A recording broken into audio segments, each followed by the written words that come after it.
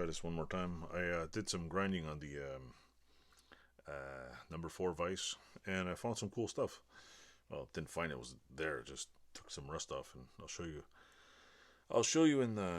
I'll lower the camera. You'll see. Here, watch. Let's go like this. Pop this down there, and we'll turn the lights on. Ta-da! Brightness. What I did was I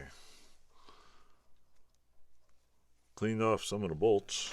I mean, this one's like, you can see kind of a before and after.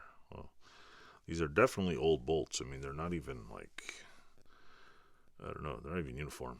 Anyway, the heads are like strange. But I cleaned those off. I gave this thing a little bit of a thing, and I cleaned off the the rear collar, and now I think I figured out how old this is. It says on here, I don't know if you could see it. I can't really tell if you could see it, but it says 650, so I guess that's 6 months to 1950. So this thing is probably from 1950. It's got a lot of, see, there's some pitting here.